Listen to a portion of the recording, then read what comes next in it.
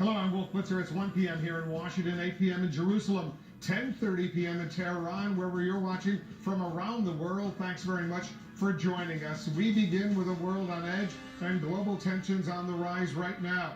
President Trump begins 2018 facing a host of international challenges. In Iran, protesters are out in force for a sixth straight day. Iran's supreme leader today blamed the country's enemies for stirring up violence. President Trump has expressed support for the protesters, and he warns Iran that the U.S. is watching. North Korea, meanwhile, may be trying to drive a wedge between Washington and Seoul. The North Korean leader Kim Jong-un is keeping up his harsh rhetoric against the United States while extending an olive branch to South Korea. He raised the possibility of sending a delegation to the Winter Olympic Games in South Korea next month. South Korea is welcoming the idea and calling for high-level talks. A move today by Israel deals a potential blow to the two-state solution. The Israeli parliament passed a law making it harder to negotiate any part of Jerusalem. This comes on the heels of the decision by President Trump to recognize Jerusalem as Israel's capital.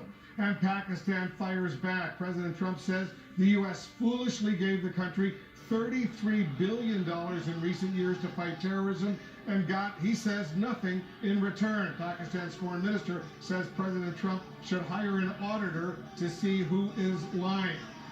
All that coming up. Let's get the latest right now on the unrest in Iran. The death toll on day 6 of the demonstrations has now risen to 21, and Iran is blaming its enemies for stirring up the violence. The country's foreign minister also blasted President Trump for his support of the protesters. He called the president's tweets, quote, useless and offensive.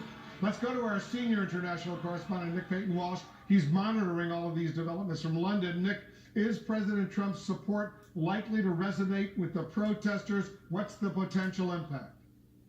I think the danger is possibly that he might play into exactly the device being used by hardliners in Iran to discredit these protests. Now, they began, many I think unanticipated, about social, economic, political grievances, and they've kept going now for 6 days. The problem being the violence has increased, nearly doubling the death toll overnight. Much of that focused on one particular incident at a police station. You're seeing pictures there of that. This could be the year, Akins. Shalom. But that is perhaps